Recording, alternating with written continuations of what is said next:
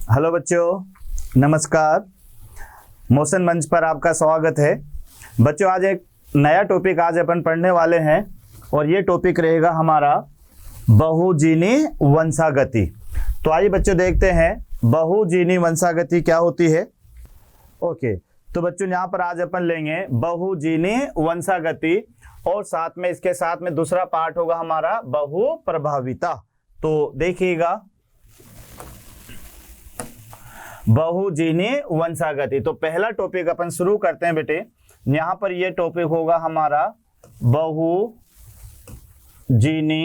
वंशागति। वंशागति बेटे इसे आप बोल सकते हो पॉलीजीन इनहेरिटेंस। Polygene inheritance. तो आपको याद रखना है बहुजीनी वंशागति। तो बच्चों इसमें क्या है कि नॉर्मल आपको याद होगा कि एक लक्षण एक जीन के द्वारा नियंत्रित होता है। तो सामान्य आपको याद रखना है कि एक लक्षण या एकल लक्षण एक जीन द्वारा नियंत्रित। यह आपको याद रखना है कि नॉर्मल जो एक लक्षण है बच्चों ये एक जीन के द्वारा ही नियंत्रित होता है। लेकिन कभी कभी क्या होता है बेटे, कभी कभी क्या है कि यहां पर आप देखोगे कि एक लक्षण अगर यहां पर एक से अधिक जीन द्वारा नियंत्रित, तो बेटे एक लक्षण एक से अधिक जीन द्वारा नियंत्रित होगा तो ऐसे जीन को आप कहोगे बहुजीनी। इन्हें आप कहोगे बहुजीनी।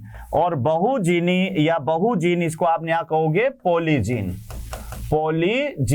और पॉलीजीन का ये जो गुण होगा इसी गुण को आप कह सकते हो बहुजीनी वंशागति।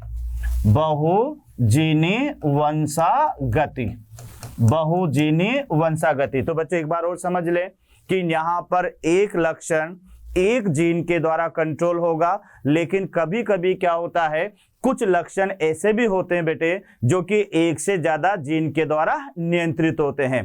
तो एक लक्षण एक से अधिक जीन के द्वारा अगर नियंत्रित होता है तो ऐसी जीनें कहलाएगी बहुजीनी या इन्हें पॉलीजीन भी आप कहोगे। और इस गुण को आप कहोगे बहुजीनी वंशागति। तो इसका सबसे अच्छा जो एग्जाम्पल है, ये एग्जाम्पल है मनुष्य में त्वचा का रंग। तो इसका उदाहरण आप यहाँ पर ले सकते हैं बेटे कि यहाँ पर उदाहरण है मनुष्य में त्वचा का रंग।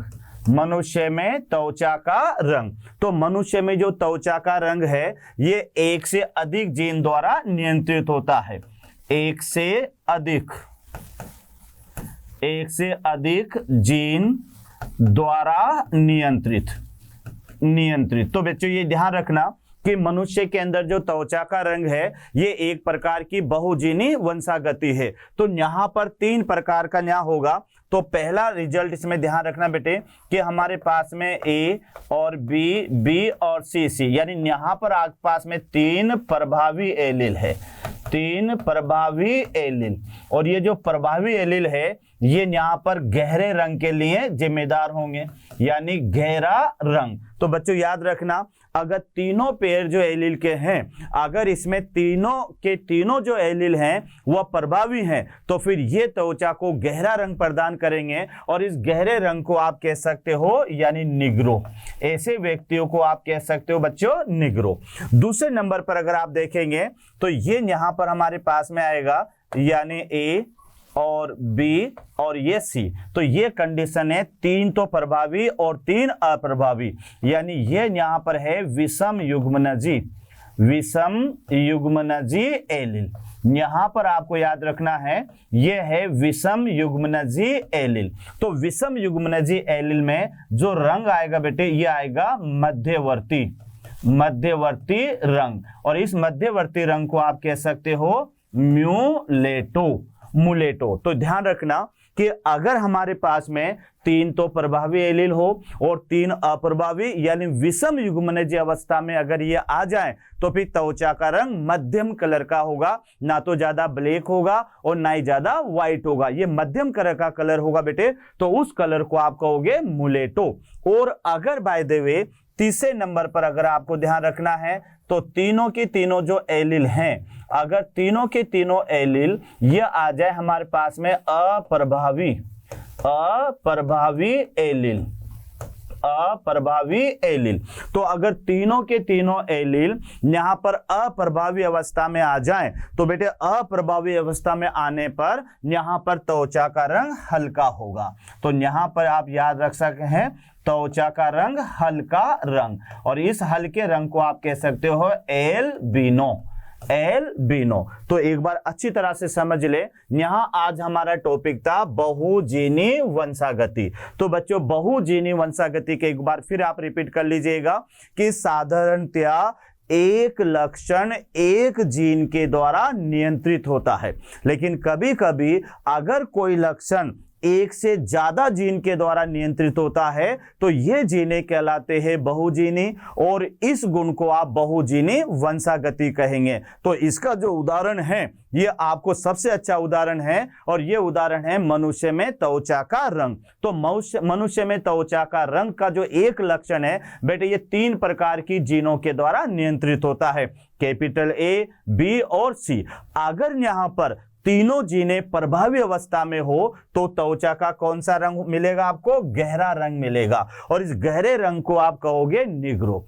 अगर बेटे तीनों जीने विषम युग्मनज अवस्था में हो तो फिर त्वचा का रंग होगा मध्यवर्ती रंग, ना तो ज्यादा गहरा और ना ही ज्यादा हल्का, और इसे आप कहोगे मुलेटो। और यदि बाय द वे कि तीनों जीने अप्रभावी अवस्था में आ जाए, अगर तीनों जीने अप्रभावी अवस्था में आ जाएं तो फिर ये यहां पर ध्यान रखना त्वचा का रंग हल्का होगा, और इसको आप कहोगे एल्बिनो। तो बच्चों ये पहला टॉपिक हमारा पूरा होता है जिसे हमने कहा बहुजीनी वंशागति। क्लियर? अब इसके बाद में दूसरा टॉपिक पर आते हैं, तो ये टॉपिक हमारा होगा बहुप्रभाविता, बहुप्रभाविता। तो यहां पर बेटे इसका सेकंड जो पार्ट होगा, ये सेकंड पार्ट होगा बहुप्रभाविता, बहुप्रभाविता, बहुप्रभाविता। इसे आप कह सकते हो प्लियोट्रोपिक, इसे आप कह सकते हो बच्चों प्लियोट्रोपिक। तो एक बार अपन देखते हैं ये बहुप्रभाविता क्या है। तो बहुप्रभाविता का मतलब होगा कि यहां पर भी बेटे एक जीन और याद रखना एक लक्षण, एक जीन एक लक्षण पर नियंत्रण। यानी वापस अपन को यह याद रखना होगा कि एक जीन एक लक्षण पर नियंत्रण रखती है, लेकिन इसमें क्या होगा बेटे कि यहां पर एक जीन अगर यहां से अधिक लक्षणों पर नियंत्रण, अधिक लक्षणों पर नियंत्रण, तो एक जीन अगर अधिक लक्षणों पर नियंत्रण रखती है तो ऐसे जीन को आप कहोगे बहुप्रभावी जीन।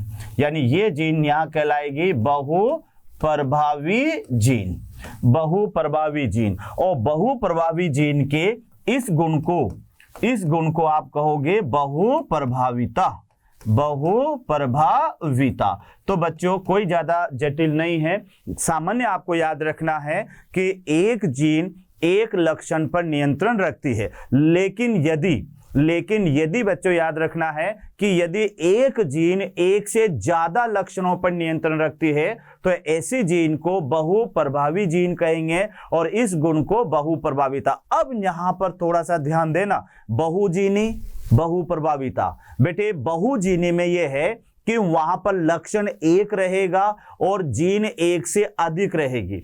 बहुप्रभाविता में जीन एक रहेगी और लक्षण एक से अधिक रहेंगे। तो बहुप्रभाविता का मतलब यह है कि एक जीन एक से अधिक लक्षणों पर नियंत्रण रखती है, तो ऐसे जीन को बहुप्रभावी जीन कहेंगे और इस गुण को कहोगे बहुप्रभाविता। तो ये थोड़ा सा आपको याद रखना है, बहुप्रभाविता। और इसका जो सबसे अच्छा उदाहरण है, इसका जो एग्जाम्पल है बेटे, ये एग्जाम्पल है, यहां पर आपको याद रखना है, यानी मटर का जो पौधा होता है, मटर के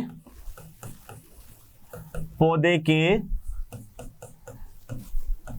गुणसूत्र 4 पर उपस्थित जो जीन होती है, उपस्थित जीन निम्न लक्षणों पर नियंत्रण, निम्न लक्षणों पर नियंत्रण, नियंत्रण, ये बच्चों यहां पर ध्यान रखना। इसका एग्जाम्पल है कि मटर के पौधे का जो गुणसूत्र होता है वह गुणसूत्र 4 पर, यानी गुणसूत्र नंबर जो 4 है उस पर उपस्थित जीन निम्न लक्षणों पर नियंत्रण रखती है। तो इसका पहला लक्षण तो याद रखना बेटे, ये नियंत्रण रखती है पादप की लंबाई पर, पादप की लंबाई। तो एक लक्षण पर तो इस पर कंट्रोल करती है, और दूसरा लक्षण इसमें यह है पुष्प की स्थिति। यहां पर याद रखना बच्चों, ये होगी पुष्प की स्थिति, यानी दूसरा इसमें लक्षण है पुष्प की स्थिति। और तीसरा आपको यहां पर याद रखना है, तो तीसरा यहां पर है, ये होगा फली की आकृति, फली की आकृति,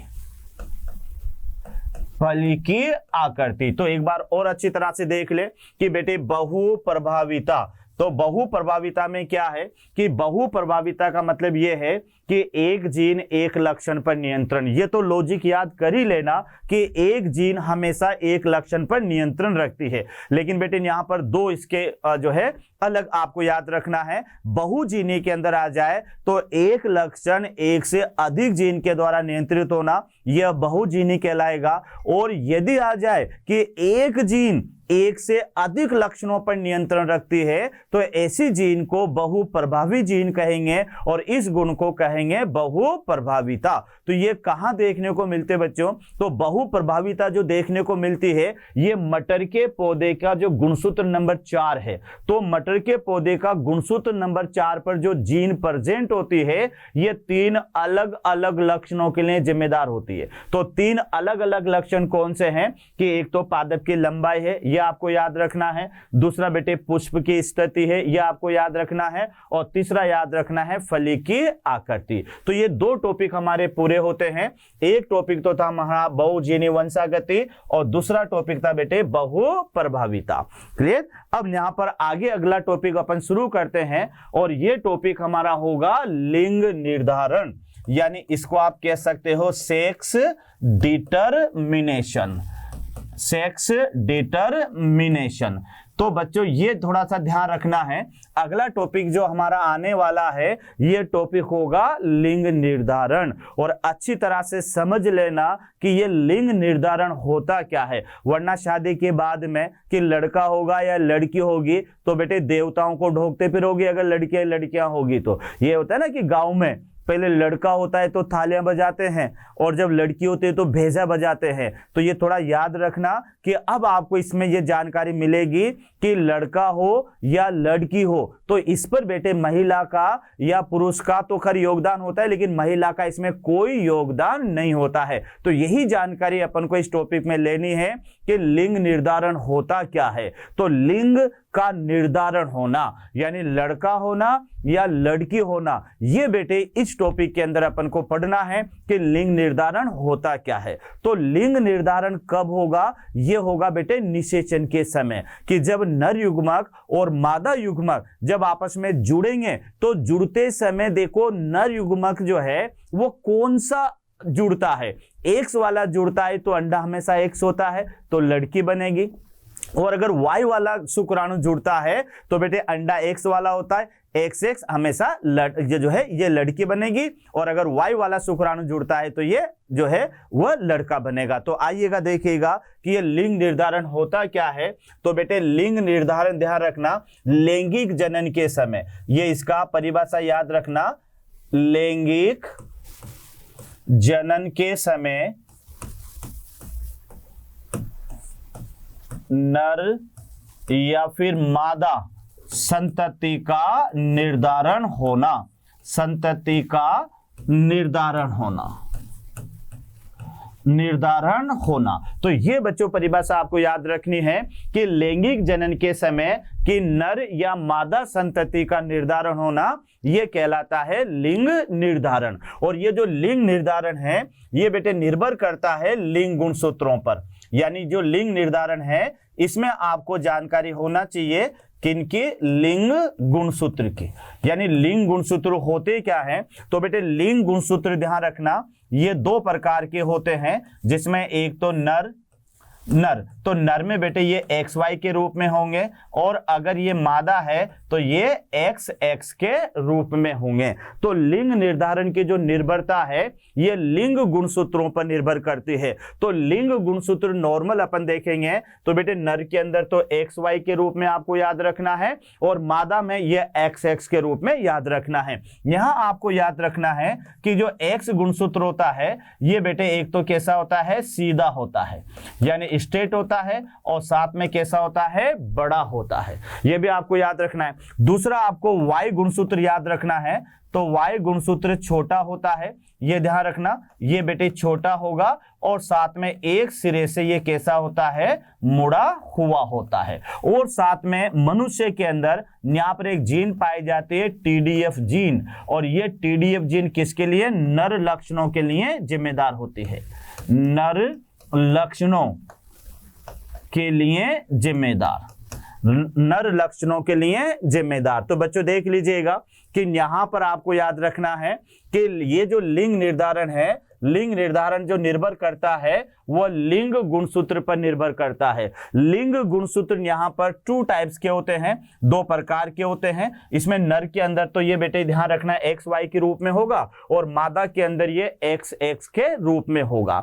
X गुणसूत्र और Y गुणसूत्र में क्या अंतर है, तो X गुणसूत्र बड़ा होता है और साथ में सीधा होता है, जबकि Y गुणसूत्र होता है बेटे ये छोटा होता है और पिछले सिरे से थोड़ा सा मुड़ा हुआ होता है। तो फिर और साथ में इस पर एक विशेष जीन पाई जाती है टेस्टिज डिटर्मिनेशन फैक्टर, और ये जीन क्या करती है कि नर के अंदर नर लक्षणों के लिए जिम्मेदार होती है। वरना तो बेटे एक क्वेश्चन बनता है ना कि यहां पर जब X और X मिलता है तो X और X मिलकर तो मादा बनती है, फिर X Y मिलकर यहां पर क्या बनता है, नर। लेकिन यहां क्वेश्चन बन सकता है ना कि जब इसमें X भी आ रहा है Y भी आ रहा है तो इसको आधा नर और आधा मादा बनना चाहिए। लेकिन ऐसा क्यों होता है कि X मिलकर तो हमेशा मादा ही बनती है और XY मिलकर नर बनता है। नर क्यों बनता है बेटे, आधा नर आधी मादा बनना चाहिए, क्योंकि इसमें X भी है इसमें Y भी है। लेकिन ऐसा नहीं है कि Y गुणसूत्र पर जो जीन पाई जाती है TDF, ये जीन बेटे नर के अंदर मादा के लक्षणों के विकास को रोक देती है, और इस कारण से यहां पर नर बनता है। ये जो लिंग निर्धारण है, यानी यहां अपन देखेंगे बेटे लिंग निर्धारण के प्रकार, लिंग निर्धारण के प्रकार। तो लिंग निर्धारण के अपन 3 टाइप्स यहां पर देखेंगे, यानी 3 प्रकार। तो ये ध्यान रखना लिंग निर्धारण के प्रकार, और इनको अपन 3 भागों में पूरा करेंगे। तो यहां मेरा पहला पार्ट होगा लिंग निर्धारण का, और यह होगा XX मादा, XX मादा और XY नर प्रकार, XX मादा या XY नर प्रकार। ये जो लिंग निर्धारण के प्रकार अपन पढ़ रहे हैं बेटे, ये केवल मैं यहां बता रहा हूं लिंग गुणसूत्रों के आधार पर। तो लिंग गुणसूत्रों के आधार पर ये आपको याद रखना है, ये 3 प्रकार का लिंग निर्धारण होगा। तो पहला प्रकार है XX मादा और XY नर प्रकार, जिसको आप कह सकते हो एलोसोम। इसे आप एलोसोम विधि भी कह सकते हो, एलोसोम विधि। तो अब यहां पर अपन देखें कि XX मादा है और XY नर है। तो बच्चों यहां पर सबसे पहले मैं मादा की बात करता हूं।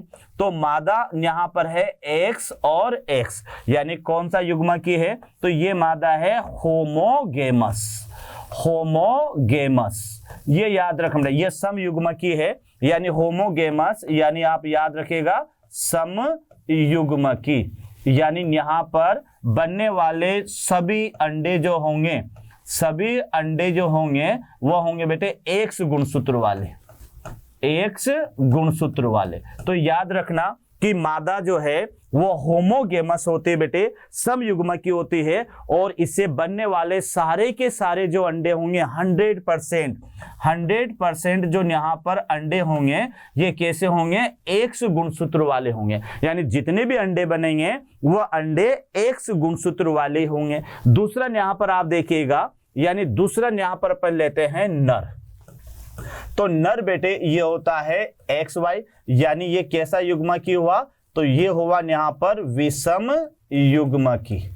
यानी यहाँ पर जो नर है ये नर विषम युग्मकी है। अब विषम युग्मकी का मतलब ये है कि इसमें 50% यानी 50% जो शुक्राणु यहाँ पर होंगे, 50% जो शुक्राणु होंगे ये तो होंगे एक्स गुणसूत्र वाले, यानी इनके अंदर तो होगा बेटे एक्स गुणसूत्र, इन्हें गायनो शुक्राणु भी कहा जाता है। दूसरा यहाँ पर 50% जो शुक्राणु होंगे, 50% जो नर के अंदर शुक्राणु होंगे ये शुक्राणु होंगे वाई गुणसूत्र वाले। तो बच्चों याद कर लेना कि मादा के अंदर तो आपने क्या पढ़ा, एक्स और एक्स, तो मादा क्या है, समयुग्मकी है। लेकिन नर आपने यहां पर देखिएगा कि नर यहां पर XY है, यानी विषम युग्मकी है। तो बच्चों नर यहां पर दो प्रकार के शुक्राणु उत्पन्न करेगा। इसमें 50% शुक्राणु तो एक्स गुणसूत्र वाले होंगे और 50% शुक्राणु वाई गुणसूत्र वाले होंगे।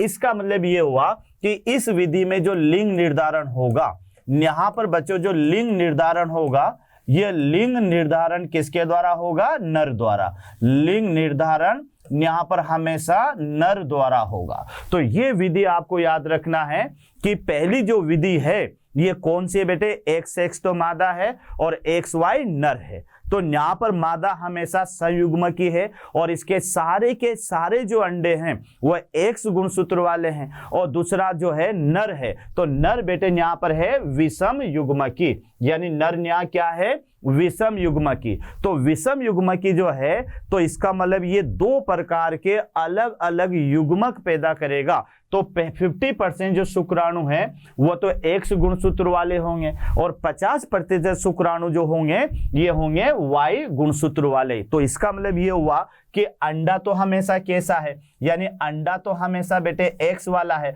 अब इसमें ये जो शुक्राणु यहां से यहां तक आ रहा है तो ये एक्स वाला भी हो सकता है और ये वाई वाला भी हो सकता है। तो इस विधि में जो लिंग निर्धारण होगा वो होगा बच्चों नर द्वारा। तो इसका मतलब ये हुआ कि इसके जो एग्जाम्पल हैं, इसके जो एग्जाम्पल है बेटे वो एग्जाम्पल एक तो याद रखना मनुष्य, और साथ में इसमें एक एग्जाम्पल और याद रखना ड्रोसोफिला।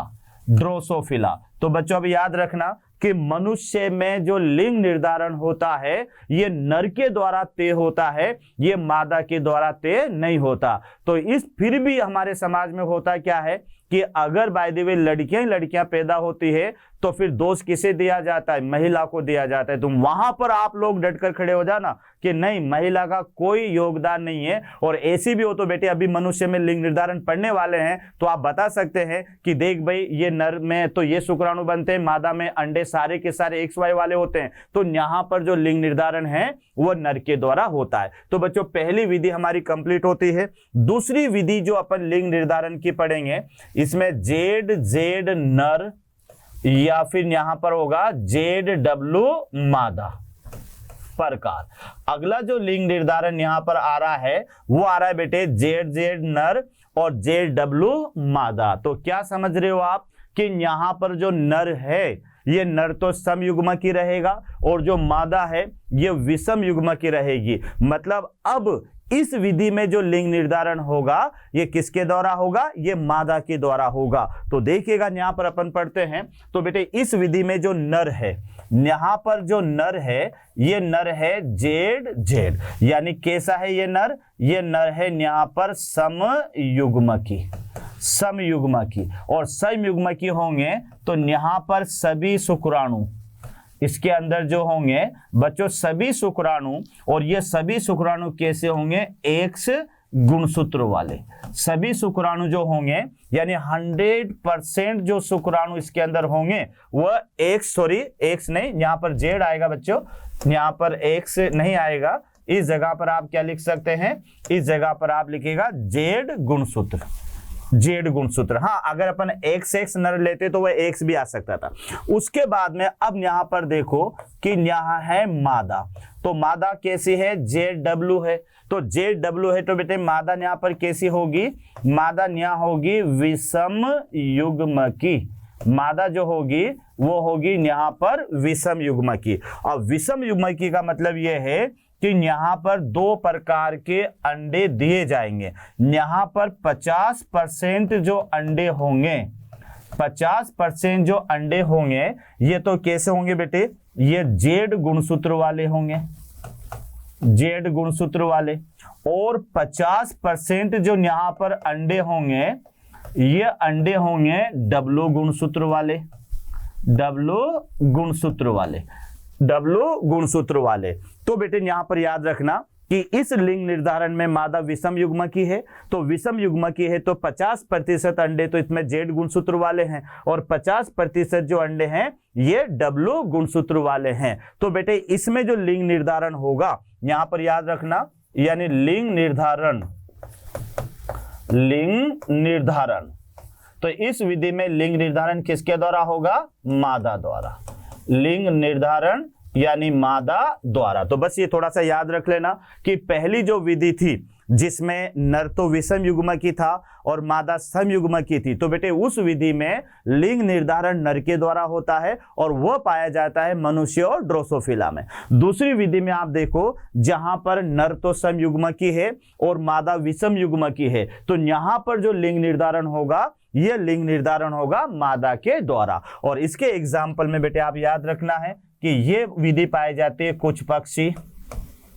कुछ पक्षी और साथ में बेटे रेप्टेलिया, रेप्टेलिया, कुछ पक्षी और रेप्टेलिया, या कुछ तितलियों में भी ये देखने को मिलती है, तितलियां, तितलियां। तो कुछ तितलियों में भी ये कंडीशन देखने को मिलती है। तो देख ले अच्छी तरह से कि दूसरा मेथड था जेड नर और ZW मादा प्रकार। तो बेटे ये जो उदाहरण है ये तो उसका है, और इसका जो प्रकार है नर हमेशा समयुग्मकी और मादा विषम युग्मकी, और इसका एग्जाम्पल है कुछ पक्षी, रेप्टेलिया और तितलियां। तो हमारे पास मादा यहाँ पर क्या है, X और X है, यानी मादा कैसी है यहाँ पर समयुग्मकी, यानी मादा जो है वह है बेटे समयुग्मकी।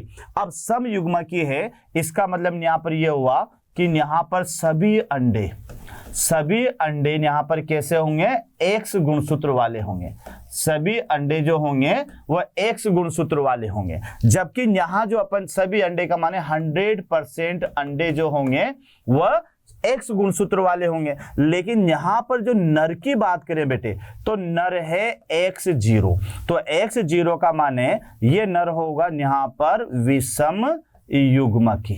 ये जो नर है ये नर है विषम युग्मकी। अब विषम युग्मकी में आप देखो कि यहां पर 50% जो शुक्राणु है, 50% जो शुक्राणु है वो तो है लिंग गुणसूत्र युक्त, लिंग गुणसूत्र युक्त। तो बेटे इसमें आप लिख सकते हैं A+X, ए ऑटोसोम है यहां पर, और यहां पर 50% जो शुक्राणु यहां पर रहेंगे, 50% जो शुक्राणु रहेंगे इनमें ध्यान रखना बेटे कोई सा भी लिंग गुणसूत्र इसमें नहीं पाया जाएगा। यानी यहां पर आप देखोगे तो इसके अंदर जो है लिंग गुणसूत्र नहीं मिलेगा। तो यहां पर 50% शुक्राणु और इन शुक्राणु के अंदर लिंग गुणसूत्र क्या होगा, एब्सेंट होगा, लिंग गुणसूत्र अनुपस्थित होगा। तो इसे आप रिप्रेजेंट करेंगे A+0 से, A+0 से। देखो याद रखो कि मैंने शुरू में आपसे बता दिया था कि नर में एक लिंग गुणसूत्र की कमी होती है और इस कमी को 0 से प्रदर्शित करते हैं। तो यहां पर जो नर है ये बेटे ये नर दो प्रकार के शुक्राणु बनाएगा। एक शुक्राणु तो ऐसा होगा जिसमें ऑटोसोम के साथ में लिंग गुणसूत्र भी पाया जाएगा, और एक शुक्राणु ऐसा होगा जिसमें ऑटोसोम के साथ में लिंग गुणसूत्र नहीं होगा। तो यहां पर आप देखो कि 50% शुक्राणु जो हैं वो तो लिंग गुणसूत्र वाले हैं, और 50% शुक्राणु ऐसे हैं जिनमें लिंग गुणसूत्र नहीं होगा। तो जिसमें लिंग गुणसूत्र होगा वो तो ऑटोसोम प्लस लिंग गुणसूत्र आप लिख सकते हैं, और जिसमें लिंग गुणसूत्र नहीं होगा इन्हें ऑटोसोम प्लस 0 लिख सकते हैं। तो बच्चों यहां पर आप देखिएगा कि लिंग का निर्धारण कैसे होगा, कि यहां पर देखो कि अंडा हमेशा कैसा है, अंडा हमेशा एक्स वाला है। अब यहां पर ये 2 शुक्राणु यहां पर आ रहे हैं, एक शुक्राणु तो है a प्लस एक्स, यानी a प्लस एक्स बच्चों, यानी a प्लस एक्स का माने ये हुआ कि एक शुक्राणु तो कैसा है यहाँ पर, यानी एक शुक्राणु a प्लस एक्स वाला है, और एक शुक्राणु जो ये आ रहा है ये a प्लस 0 वाला है। अब बेटे इस शुक्राणु से यहां पर अगर ये मिलेगा तो क्या बनेगा, ये a प्लस एक्स है तो ये a प्लस एक्स एक्स बनेगा, यानी ये हमेशा क्या बनेगी, मादा, ये हमेशा मादा बनेगी। और बेटे ये शुक्राणु अगर इससे मिलता है तो ये यहाँ बनेगा a प्लस एक्स 0, तो एक्स 0 हमेशा क्या बनेगा, नर बनेगा। तो यहां पर जो लिंग निर्धारण होगा, इस विधि में जो लिंग निर्धारण होगा, अब अंदाजा लगाओ किसके द्वारा होगा, लिंग निर्धारण। तो लिंग निर्धारण यहां पर होगा किसके द्वारा, नर द्वारा। लिंग निर्धारण यहां पर होगा नर के द्वारा। एक बार फिर देख ले कि अंडा हमेशा एक्स वाला है, अंडा हमेशा कैसा है बच्चों, एक्स वाला है। ये देखिएगा अंडा हमेशा एक्स वाला है। अब अगर ये शुक्राणु इससे जुड़ता है a प्लस एक्स वाला, तो बेटे एक्स और एक्स मिलकर यहाँ पर हमेशा मादा बन जाएगी। और अगर ये शुक्राणु यहाँ पर 0 वाला शुक्राणु इस अंडे से मिलता है तो ये x0 और x0 हमेशा क्या बनाता है, नर बनाता है। तो इस विधि में जो लिंग निर्धारण होगा वह नर के द्वारा होगा। और ये किस किस में पाया जाता है बच्चों, तो एग्जाम्पल याद कर लेना, टिड्डा, राम जी का घोड़ा, याद रखना टिड्डा क्या है, राम जी का घोड़ा, जिसे ग्रास हॉपर भी कहते हैं। तो ये टॉपिक था बच्चों हमारा लिंग निर्धारण। तो एक बार आप वापस रिपीट कर दीजिएगा, क्या है बच्चों लिंग निर्धारण, कि लैंगिक जनन के समय नर या मादा संतति का निर्धारण होना, ये लिंग निर्धारण है। क्लियर। अब ये लिंग गुणसूत्रों के आधार पर ये 3 प्रकार का होता है। पहला प्रकार क्या याद हुआ बेटे, एक्स एक्स मादा और एक्स वाई नर प्रकार। तो इसमें मादा क्या है, समयुग्मकी है, सभी अंडे एक्स गुणसूत्र वाले। नर क्या है बच्चों, विषम युग्मकी है, एक्स वाई। तो 50% शुक्राणु तो एक्स गुणसूत्र, 50% शुक्राणु वाई गुणसूत्र। तो बच्चों इसमें क्या है कि अंडे तो सारे एक्स गुणसूत्र वाले हैं, लेकिन अब ये निर्भर करता है कि इस अंडे से कौन सा शुक्राणु आकर जुड़े। अगर एक्स वाला शुक्राणु यहां पर जुड़ता है तो अंडा तो एक्स वाला है, तो एक्स और एक्स यानी मादा बनेगी। और निषेचन के समय बच्चों अंडे से अगर वाई गुणसूत्र वाला शुक्राणु आकर जुड़ता है तो फिर अंडा पहले से एक्स है और शुक्राणु वाई, तो एक्स वाई यानी लड़का बनेगा। तो अब तो आपको समझ में आ गया होगा, ये मनुष्य में ये विधि पाई जाती है। तो मनुष्य में लड़का हो या लड़की हो, ये निर्भर करता है शुक्राणु के ऊपर, ना कि अंडाणु के ऊपर निर्भर करता है। तो फिर मनुष्य के अंदर लिंग निर्धारण में महिला का कोई किरदार नहीं होता है। यह किरदार किसका होता है बेटे, केवल नर का होता है। तो अगर कोई महिलाओं को दोष दे तो पहले उसको समझा दो कि पहले खुद को सुधार ले, खुद के शुक्राणु को अंडे से मिला दे, तो ये लड़का भी हो जाएगा, लड़की भी हो जाएगी। महिला का यहाँ पर कोई योगदान नहीं होता। दूसरा मेथड जो आपको मैंने बताया उसमें उल्टा हो जाता है। उसमें समयुग्मकी तो बेटे नर होते हैं और विषम युग्मकी मादा होती है। तो इसको जेड जेड तो नर और जेड डब्ल्यू मादा कहते हैं। तो नर यहां पर सारे शुक्राणु एक जैसे उत्पन्न करेगा, लेकिन मादा जो अंडे उत्पन्न करेगी उसमें 50% जो अंडे होंगे वह जेड गुणसूत्र वाले और 50% जो अंडे होंगे ये डब्ल्यू गुणसूत्र वाले। तो फिर यहां पर विषम युग्मकी कौन है, मादा। और जो विषम युग्मकी होता है वही लिंग निर्धारण में मदद करता है। तो दूसरी विधि के अंदर जो लिंग निर्धारण होता है ये मादाओं के द्वारा। अब ये कुछ पक्षियों में ये विधि पाई जाती है या कुछ सरीसृपों में या तितलियों के अंदर ये विधि पाई जाती है। तीसरी विधि आपके सामने है जिसको मैंने कहा एक्स एक्स मादा और एक्स 0 नर प्रकार। यानी यहां पर क्या है, नर और मादा में लिंग गुणसूत्रों की संख्या ही असमान होती है। मादा के अंदर तो 2 लिंग गुणसूत्र पाए जाते हैं, जबकि नर के अंदर केवल 1 लिंग गुणसूत्र पाया जाता है। यानी नर में एक लिंग गुणसूत्र की कमी होती है और इस कमी वाले गुणसूत्र को आप 0 से प्रदर्शित करेंगे। यानी जिस गुणसूत्र में या जिस शुक्राणु में यह गुणसूत्र नहीं पाया जाएगा उसे 0 से प्रदर्शित करेंगे। तो बच्चों यहां पर तो मादा हमेशा क्या है, XX, यानी ये होगी समयुग्मकी, और जब समयुग्मकी होगी तो इसे बनने वाले सारे के सारे अंडे X गुणसूत्र वाले होंगे। दूसरा यहां पर जो नर है तो नर क्या है, विषम युग्मकी है। ये ध्यान रखो, नर क्या है बच्चों, विषम युग्मकी, मतलब कि यहां पर 50% जो शुक्राणु हैं उनमें तो X गुणसूत्र रहेगा, यानी एक लिंग गुणसूत्र पाया जाएगा, और जो 50% शुक्राणु हैं उनमें लिंग गुणसूत्र क्या है, एब्सेंट है। तो एब्सेंट को अपन कैसे लिखेंगे, A+0 के रूप में लिखेंगे। अब जब लिंग निर्धारण होता है तो बच्चों ये यहां पर ये है अंडा, ये यहां पर ये एग है। अब ये दो शुक्राणु यहां पर इससे मिल रहे हैं। पहला शुक्राणु अगर मिल रहा है तो ये है बेटे पहला शुक्राणु A+X वाला, तो X वाला है तो ये X और ये X, तो ये XX यानी मादा बनेगी।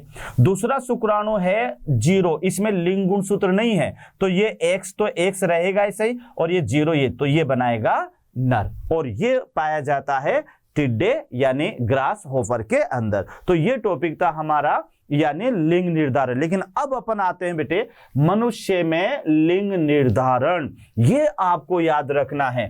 मनुष्य में लिंग निर्धारण, तो कई सारी भ्रांतियां होती है ना, वह भ्रांतियां अब इस मनुष्य में लिंग निर्धारण पढ़ने से दूर होगी।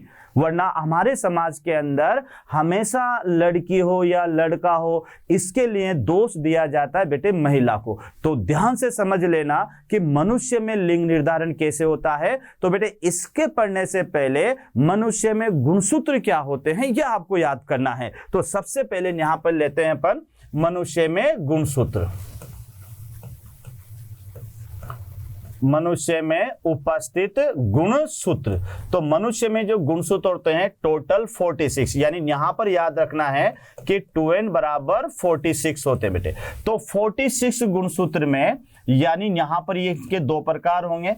एक प्रकार तो होता है बेटे ऑटोसोम, ऑटोसोम इन्हें आप कह सकते हो यानी कायिक गुणसूत्र, कायिक गुणसूत्र, और ये कायिक गुणसूत्रों की संख्या होती है 44। तो 44 जो है ये नर और मादा, नर और मादा दोनों में समान होती है। तो ये ध्यान रखना बेटे कि मनुष्य में गुणसूत्र टोटल 46 गुणसूत्र होते हैं और वह दो प्रकार के होते हैं। तो पहला है ऑटोसोम, दूसरा गुणसूत्र यहां पर होता है बेटे एलोसोम, एलोसोम इन्हें आप कह सकते हो लिंग गुणसूत्र, लिंग गुणसूत्र, और ये लिंग गुणसूत्र होते हैं दो। तो ये तो नर और मादा में कैसे होंगे बेटे, नर मादा में समान होंगे, ये ध्यान रखना। 44 जो गुणसूत्र है ये नर और मादा में बिल्कुल समान होते हैं, लेकिन जो दो गुणसूत्र है एलोसोम ये बेटे नर और मादा में अलग अलग होते हैं। तो सबसे पहले अपन देखें कि यहां पर जो नर है, नर, तो नर के अंदर बेटे ये XY के रूप में होंगे, और जो मादा है ये मादा के अंदर होंगे X और X के रूप में। तो ये थोड़ा सा ध्यान रख लेना कि मनुष्य के अंदर जो लिंग निर्धारण होता है बेटे ये गुणसूत्रों पर निर्भर करता है। तो पहले तो आपको ये याद होना चाहिए कि मनुष्य के अंदर कितने गुणसूत्र होते हैं। तो कितने होते हैं बेटे, 46 गुणसूत्र होते हैं, जिसके दो प्रकार होते हैं। पहला प्रकार यहां पर ये कायिक गुणसूत्र याद रखना, और दूसरा प्रकार याद रखना लिंग गुणसूत्र। कायिक गुणसूत्र टोटल 44 होते हैं जो नर और मादा में समान होते हैं, लेकिन यहां पर जो लिंग गुणसूत्र होते हैं वह दो होते हैं, जो नर में तो XY के रूप में होंगे और मादा में XX के रूप में। अंतर में बता चुका था बेटे, X गुणसूत्र बड़ा होता है और सीधा होता है, Y गुणसूत्र थोड़ा छोटा होता है और पिछले सिरे से मुड़ा हुआ होता है, और Y गुणसूत्र पर TDF जीन होती है जो क्या करती है, नर में मादा के लक्षणों के विकास को रोकती है। अब यहां पर देखो तो इसमें अपन ने देखा बेटे कि यहां पर जो मादा है, यहां पर जो मादा है ये मादा कैसी है, XX, यानी मादा कैसी है, समयुग्मकी है।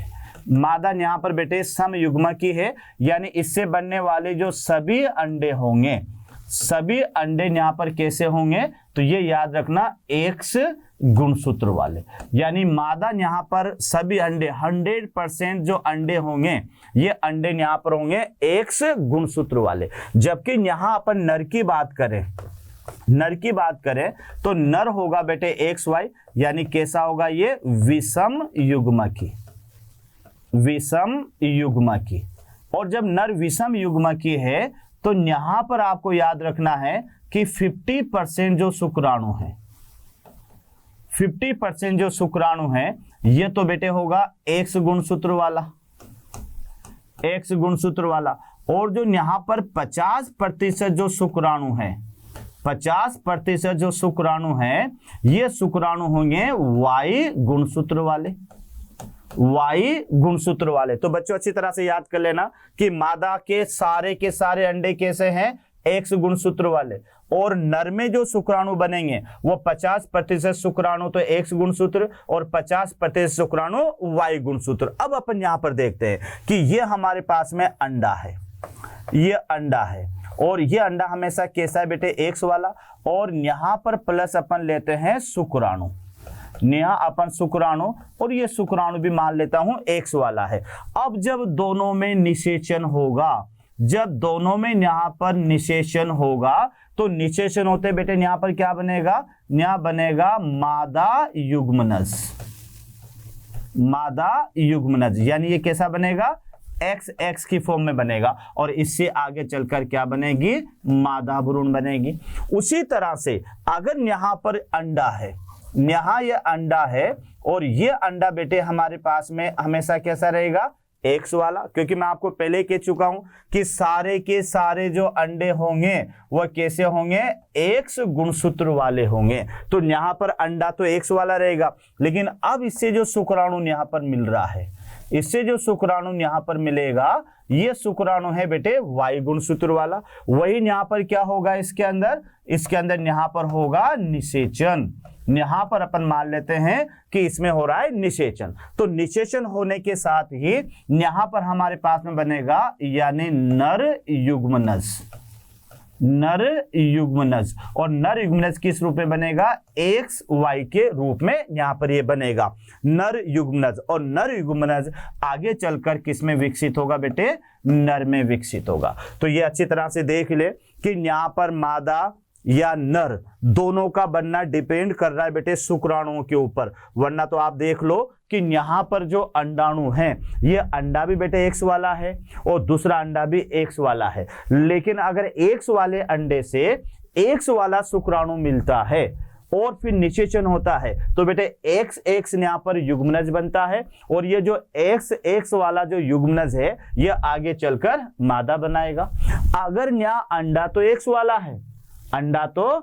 वाला है, लेकिन अब इससे शुक्राणु मिल रहा है वाई वाला, तो बेटे यहां पर जब निषेचन होगा तो निषेचन के दौरान यहां पर एक्स वाई यानी नर युग्मनज बनेगा, और ये जो नर युग्मनज है ये आगे चलकर किस में बदलेगा, नर में। तो मनुष्य के अंदर जो लिंग निर्धारण है ये लिंग निर्धारण किसके ऊपर निर्भर करता है, नर के ऊपर, ना कि ये मादा के ऊपर निर्भर करता है। तो ये बच्चों आप याद कर लीजिएगा कि मनुष्य में लिंग निर्धारण इस विधि के माध्यम से होता है। तो ये तो मनुष्य में लिंग निर्धारण हुआ।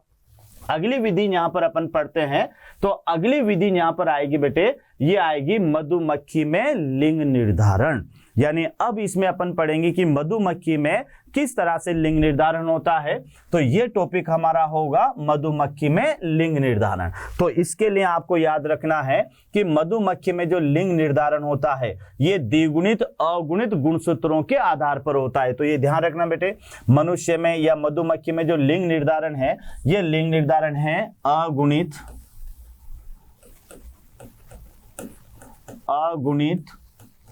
एंड द्विगुणित, अगुणित और द्विगुणित विधि के माध्यम से यह लिंग निर्धारण होगा। यानी यहां पर जो लिंग निर्धारण होगा वह द्विगुणित और अगुणित विधि के माध्यम से होगा। तो ये ध्यान रखना, अगुणित और साथ में द्विगुणित, अगुणित द्विगुणित विधि के माध्यम से होगा। यानी अगुणित और द्विगुणित विधि के माध्यम से इस मधुमक्खियों में लिंग निर्धारण होता है। तो एक तो अगुणित और द्विगुणित। तो यहाँ अपन देखें कि ये अगुणित द्विगुणित विधि क्या होती है। तो बेटे यहाँ पर मधुमक्खी, ये अपन यहाँ लेते हैं मधुमक्खी। तो मधुमक्खी जो होती है इसमें अपन दो पार्ट ले लेते हैं कि एक तो यहाँ पर मादा ले लेते हैं, मादा, और एक यहाँ पर लेते हैं बेटे नर। जो मादा होती है इसमें गुणसूत्र होते हैं 2n बराबर 32, और जो नर होता है बेटे इसके अंदर यहाँ पर होंगे n इक्वल टू 16। तो यहाँ पर याद रखना मधुमक्खी एक ऐसा उदाहरण है जो एक ही जाति के सदस्यों में गुणसूत्रों की संख्या असमान होती है। मादा हमेशा द्विगुणित होती है और नर हमेशा अगुणित होता है। अब क्या होगा बेटे, मादा के अंदर यहाँ पर होगा अर्धसूत्री विभाजन, अर्धसूत्री विभाजन, और अर्धसूत्री विभाजन से यहां पर दो प्रकार के अंडे बनेंगे। यानी यहां पर जो अंडे बनेंगे अंडा, तो एक अंडा तो बनेगा ये एन, और यहां पर भी दूसरा अंडा बनेगा और ये अंडा भी होगा बेटे एन। तो याद रखना मादा के अंदर जब अर्धसूत्री विभाजन होगा तो बेटे यहाँ पर दो प्रकार के यानी दो अंडे बनेंगे और दोनों अंडे अगुणित अगुणित होंगे। नर के अंदर जब शुक्राणु बनेंगे तो यहाँ पर केवल क्या होगा, समसूत्री विभाजन, समसूत्री विभाजन। और समसूत्री विभाजन से यहाँ पर जो शुक्राणु बनेंगे, शुक्राणु बनेंगे, ये शुक्राणु हमेशा कैसे होंगे, एन वाले होंगे। तो बच्चों याद रखना, अच्छी तरह से देख ले कि जो मधुमक्खी है इसमें नर और मादा में गुणसूत्रों की संख्या असमान होती है। मादा के अंदर तो ये द्विगुणित अवस्था में गुणसूत्र पाए जाते हैं और नर के अंदर ये गुणसूत्र अगुणित अवस्था में पाए जाते हैं। तो यहाँ पर जो मादा है तो मादा में बेटे अर्धसूत्री विभाजन होगा और इससे जो अंडे बनेंगे वह सारे के सारे अगुणित होंगे। नर के अंदर अब चूंकि पहले से गुणसूत्र किस अवस्था में है, अगुणित अवस्था में, तो अब इसके अंदर अर्धसूत्री विभाजन नहीं होगा। अब इसके अंदर क्या होगा, समसूत्री विभाजन होगा और इसके सारे शुक्राणु बनते हैं समसूत्री विभाजन से। तो अगर नर एन है तो शुक्राणु भी कैसे बनेंगे, एन। अब क्या है कि यहां पर ये अंडा और ये शुक्राणु, इन दोनों के बीच में होगा निषेचन, निषेचन, और यहां बनेगी वापस मादा। तो मादा बनते बेटे क्या हो गया, 2n। अब ये मादा दो तरह की होती है कि इसमें एक तो रानी होती है, रानी, और साथ में इसमें होते हैं श्रमिक, श्रमिक। रानी को बेटे रॉयल जेली खिलाई जाती है, ध्यान रखना, रॉयल जेली, और जिनको रॉयल जेली नहीं खिलाई जाती वह श्रमिक। लेकिन यहाँ रानी भी 2n है, ध्यान रखना, और यहाँ पर श्रमिक भी क्या, श्रमिक, या फिर यहाँ पर आप बोल सकते हो सैनिक। तो इसमें श्रमिक और सैनिक ये दोनों के दोनों 2n होते हैं। लेकिन अगर इस अंडे का निषेचन नहीं हुआ, इसको बोलेंगे अनिषेक जनन,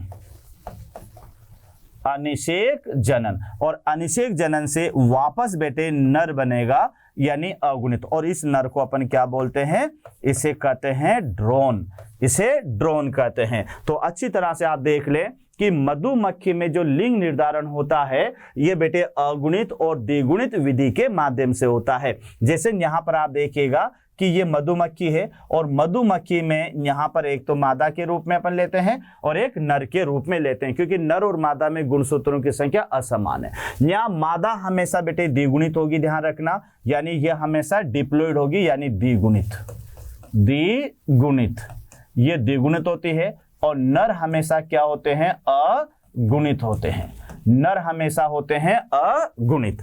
तो यहाँ पर मादा तो द्विगुणित होती है और नर जो होते हैं ये नर होते हैं बेटे अगुणित। तो ये थोड़ा सा ध्यान रखना, यानी मादा जो है द्विगुणित मादा हो और अगुणित नर। मादा द्विगुणित है तो इसमें अर्धसूत्री विभाजन होगा और इसमें दोनों जो अंडे बनेंगे वो अगुणित होंगे। नर यहाँ पर अगुणित है और इसमें अब अर्धसूत्री विभाजन नहीं हो सकता, क्योंकि अर्धसूत्री विभाजन से गुणसूत्र आधे होते हैं, तो बेटे एन का आधा हाफ एन तो होता नहीं है। तो फिर नर के अंदर अब होगा समसूत्री विभाजन, तो इसे शुक्राणु बनेंगे। तो बच्चों याद रखना कि मधुमक्खी के अंदर अंडे तो बनते हैं अर्धसूत्री विभाजन के द्वारा और मधुमक्खी के अंदर शुक्राणु बनते हैं समसूत्री विभाजन के द्वारा। अब यहाँ पर अंडे बन गए, ये अंडा किसी शुक्राणु से निषेचित होगा और निषेचन के दौरान वापस कौन सी अवस्था आ गई? द्विगुणित अवस्था। तो अपन पहले ही जानते हैं कि मधुमक्खी में द्विगुणित कौन होती है? मादा। तो यहाँ पर वापस मादा बन गई। अब मादा में बेटे रानी भी होगी और श्रमिक और सैनिक भी होंगे, जिन्हें रॉयल जेली खिलाई जाएगी, हवादार कक्ष में रखा जाएगा, वो तो रानी होगी, और जिन्हें रॉयल जेली नहीं खिलाई जाएगी और छोटे छोटे चेंबर में इन्हें रखा जाएगा तो वह श्रमिक होंगे। तो बेटे यहाँ पर निषेचन अगर होता है, मधुमक्खी में अगर निषेचन होता है तो उसके दौरान तो मादा बनती है, और अगर अंडे का निषेचन नहीं होता है, बिना निषेचन के अंडा अगर भ्रूण में बदल जाता है तो बेटे इसको अनिषेक जनन कहते हैं, और इसके दौरान वापस अगुणित क्या बनेगा? नर बनेगा। तो इस तरह से मधुमक्खी में अगुणित द्विगुणित विधि के माध्यम से लिंग निर्धारण होता है। ठीक है बच्चों, तो इसको ध्यान से पढ़ना और समझना। धन्यवाद।